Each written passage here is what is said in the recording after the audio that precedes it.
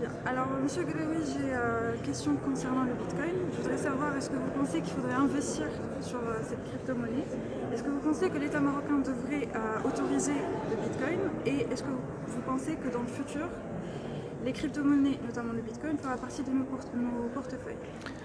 Alors, je commence par la dernière question. Est-ce que les crypto-monnaies feront partie de nos portefeuilles? Je pense, absolument. Je suis très positif, je pense que ce sera le cas. Est-ce que ça sera le Bitcoin? J'en sais rien. Est-ce que l'État marocain doit s'ouvrir au Bitcoin ou pas? Je ne suis pas expert financier.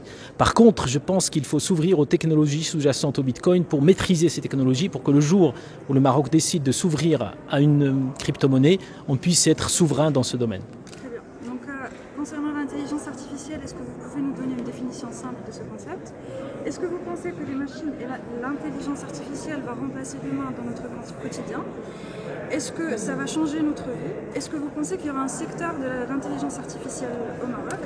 Et quel est le positionnement du Maroc dans l'intelligence artificielle? Alors pour moi, l'intelligence artificielle, c'est une partie du numérique, c'est-à-dire de l'informatique. Et on peut appeler intelligence artificielle, on peut parler d'intelligence artificielle à chaque fois qu'une machine arrive à résoudre un problème que seuls les hommes pensaient résoudre. Par exemple, les jeux d'échecs ou là aujourd'hui la médecine, etc.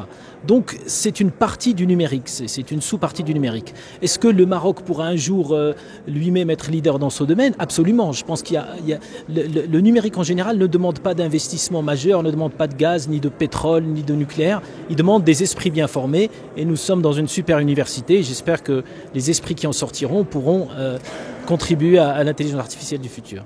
D'accord. Alors, dernière question concerne les algorithmes aujourd'hui dont on fait face sur Internet, sur Google, Netflix, etc.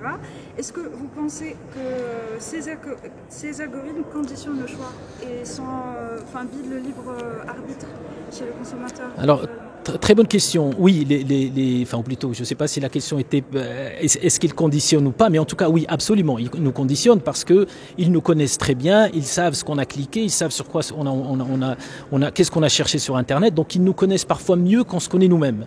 Donc forcément, ils sont en train de nous conditionner.